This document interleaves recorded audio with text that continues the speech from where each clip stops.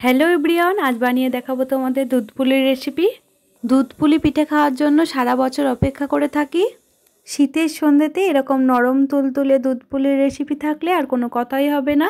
দুধ পুলির রেসিপি কিন্তু প্রত্যেক ঘরে ঘরেই হয়, আর আমরা কম বেশি কিন্তু এই দুধ পুলির রেসিপি সকলেই খেতে পছন্দ করি। এই ভিডিওটি দেখলে তোমরাও কিন্তু দুধ পুলির রেসিপি খুব সহজেই বানিয়ে নিতে পারবে, ভেঙেও যাবে না এবং নরম তুলতুলে থাকবে। তো চলো কথা না বাড়িয়ে দেখে নেওয়া যাক রেসিপিটি। প্রথমেই একটা নারকেল নিয়ে নেওয়া হয়েছে, আর নারকেলটাকে কিন্তু মধ্যেখান থেকে ফাটিয়ে নেওয়া হয়েছে। এই নারকেলটাকে খুব ভালোভাবে কিন্তু কুড়ে নিতে হবে, আর একটা প্লেটে আমি কুড়ে দেখাচ্ছি তোমাদের। নারকেলের ফুলটা কিন্তু কুড়ে রেখেছি একটা প্লেটে। অর্ধেকটা মতো চিনি দিয়েছি আর অর্ধেকটা মতো এখানে খেজুরের গুড় দিয়েছি। খেজুর গুড় দিয়ে পিঠে বানালে তার স্বাদ কিন্তু আরও দ্বিগুণ হয়ে যায়। গ্যাস ধরিয়ে ননস্টিকের কড়াইটা আমি এখানে বসিয়ে দিয়েছি, আর তার মধ্যেই কিন্তু নারকেলের ফুলটা পুরোটাই দিয়ে দিচ্ছি। তোমরা চাইলে কিন্তু নারকেলের ফুলটা কম বা বেশি করে নিতে পারো। তো আমি এখানে চিনিও দিয়ে দিয়েছি।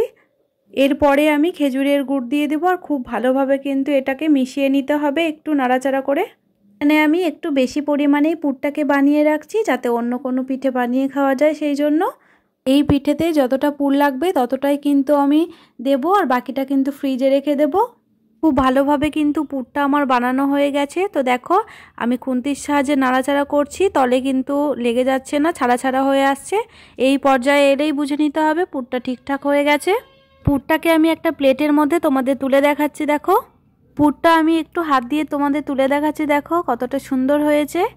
এই পুরটা দিয়ে তোমরা পাটিসাপটাও বানিয়ে নিতে পারো বা দুধ পুলি পিঠাও বানিয়ে নিতে পারো। একটা বাটির মধ্যে গুঁড়ো করা চাল নিয়ে নিয়েছি, এটা কিন্তু বাজার থেকে কিনে আনা। তোমরা কিন্তু চাইলে বাড়িতে চাল ভিজিয়েও এটা গুঁড়ো করতে পারো। আর উষ্ণ গরম জল দিয়ে হাত দিয়ে কিন্তু ভালোভাবে মেখে নেব। জলটা একবারে দেব না, একটু একটু করে জলটা দেব, তাতে করে কিন্তু মাখাটা খুব ভালো হবে।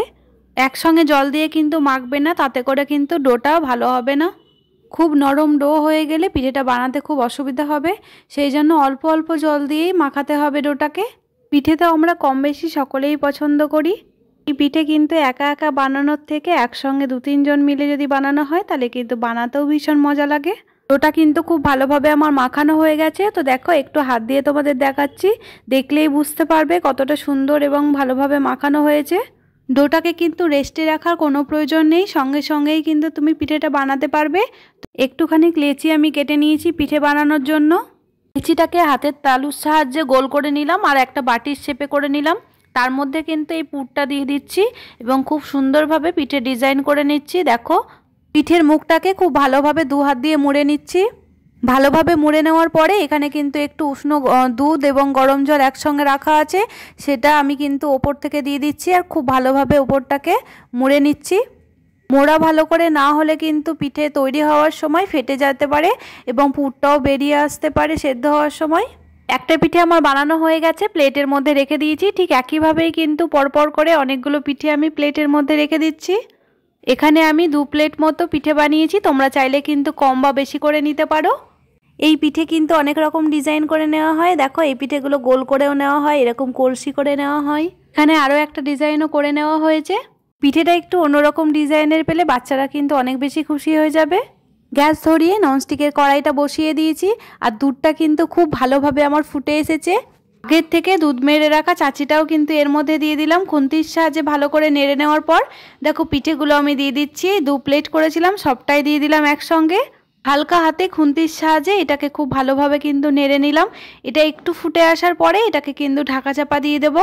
মিডিয়াম দম করে কিছুক্ষণ কিন্তু এটাকে ফুটিয়ে নিতে হবে। ফিরে এলাম 15 মিনিট পর, আর ঢাকাটা খুলে তোমাদের দেখাচ্ছি। খুব ভালোভাবে এটা সেদ্ধ হয়ে গেছে, দেখেই বুঝতে পারবে যে খুব ভালোভাবে কিন্তু পিঠেটা সেদ্ধ হয়ে গেছে। ওপর থেকে আমি চালের গুঁড়ো দিয়ে দিলাম। পিঠেটা যখন সেদ্ধ হয়ে যায় তখন কিন্তু ওপরে ভাসতে থাকে। তো আমার খুব ভালোভাবে সেদ্ধ হয়েছে, সেই জন্য পিঠেটা ওপরে ভেসে গেছে। তো এরপরে কিন্তু দেখো আমি চিনি দিয়ে দিয়েছি। খুব ভালোভাবে খুন্তির সাহায্যে নাড়াচাড়া করে নিচ্ছি, আর পরিমাণ মতো যতটা চিনি লেগেছে ততটাই দিয়েছি। কালারটা সুন্দর আসার জন্য কিন্তু ওপর থেকে খেজুরের গুড় দিয়ে দিয়েছি, আর এটা কিন্তু খুব সুন্দর একটা সেন্টও বেরোবে এই পিঠেটা থেকে, সেই জন্যই খেজুরের গুড় দিয়ে দিয়েছি। তোমরা চাইলে কিন্তু চিনির পরিবর্তে পুরোটাই খেজুর গুড় দিয়ে বানাতে পারতে পিঠেটা। পিঠেটার মধ্যে কিন্তু আমি চালের গুঁড়ো দিয়েছি সেদ্ধ হয়ে যাওয়ার পরে, সেই জন্য কিন্তু গ্রেভিটা খুব ভালো হবে। পুলির রেসিপিতে কিন্তু অবশ্যই করে একটুখানি সেদ্ধ হওয়ার পরে চালের গুঁড়ো দিতে হবে, তাতে করে দেখতে তো ভালো লাগবে, খেতে কিন্তু আরও অনেক বেশি ভালো লাগবে। খুন্তি দিয়ে তোমাদের তুলে দেখাচ্ছি গ্রেভিটা কতটা পুরো হয়েছে। এটা আমার বানানো কিন্তু কমপ্লিট হয়ে গেছে। এটা একটু ঠান্ডা হয়ে আসার পর কিন্তু রসটা আরও একটু টেনে নেবে। এটা খেতে কিন্তু দারুণ হয়। একটা বাটির মধ্যে তোমাদের আমি তুলে দেখাচ্ছি। শীতের সন্ধ্যেতে এরকম দুধ পুলির রেসিপি আমরা সকলেই কিন্তু পছন্দ করি। যদি হয় সেটা উষ্ণ গরম এবং নরম, তাহলে তো আর কোনো কথাই হবে না। তো বিভিন্ন রকমের পিঠে খেতেই পছন্দ করি। তোমরা কোন কোন পিঠে পছন্দ করো কমেন্টে জানিও। যারা দুধ পুলির রেসিপি বানাতে জানো না এবং ভেঙে যায়, নরম হয় না, শক্ত হয়, তারা কিন্তু এই ভিডিও দেখলে খুব সহজেই বানিয়ে ফেলতে পারবে। একটা চামচের সাহায্যে তোমাদের দেখো আমি তুলে দেখাচ্ছি। দুধ পুলির রেসিপি তোমাদের কেমন লেগেছে কমেন্টে জানিও। ভালো লাগলে লাইক করে দিও। যারা নতুন বন্ধু আছো তারা কিন্তু চ্যানেলটিকে সাবস্ক্রাইব করে দিও। হাত দিয়ে পিঠেটা আমি ভেঙে দেখাচ্ছি, পুরে ঠাসা। দেখা বেলটি অন করে দিও। আজকের মতো টাটা বন্ধুরা।